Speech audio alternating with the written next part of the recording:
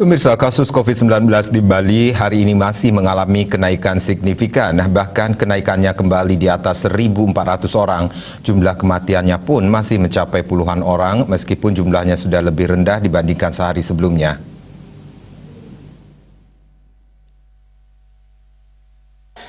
Kabar baiknya, tambahan pasien sembuh di Bali mencatatkan rekor tambahan pasien sembuh terakhir yang dilaporkan pada 6 Agustus sebanyak 1.521 orang.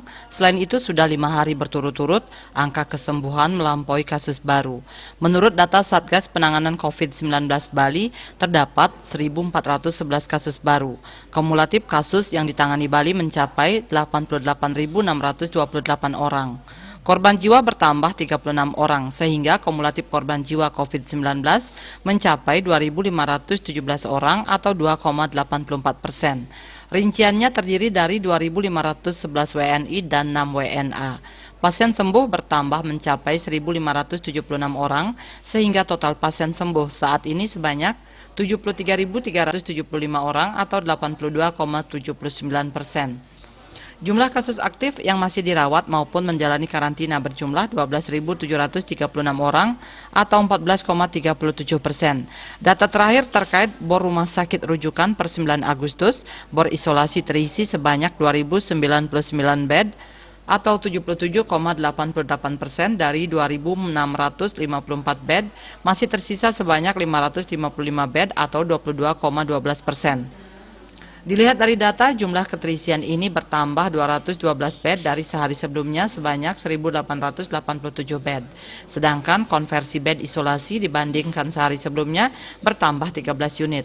Untuk bor ICU terisi sebanyak 252 bed atau 71,53% dari 332 bed. Keterisian ICU mengalami pengurangan 20 bed dari 272 bed sehari sebelumnya. Masih tersisa sebanyak 80 bed atau 28,47%. Ada 5 kabupaten kota dengan bor isolasi di atas 75%, yakni Badung 99,75%, Gianyar 83,87%, Karangasem 80,86%, dan Klungkung 77,22%. Sementara itu terdapat 5 kabupaten kota dengan bor ICU di atas 70%. 2 kabupaten keterisiannya 100%, yaitu Bangli dan Buleleng, sedangkan 3 kabupaten kota lainnya adalah Karangasem 93,75%, Denpasar 81,82%, dan Klungkung 70,59%. Dia Dewi, Bali Pos melaporkan.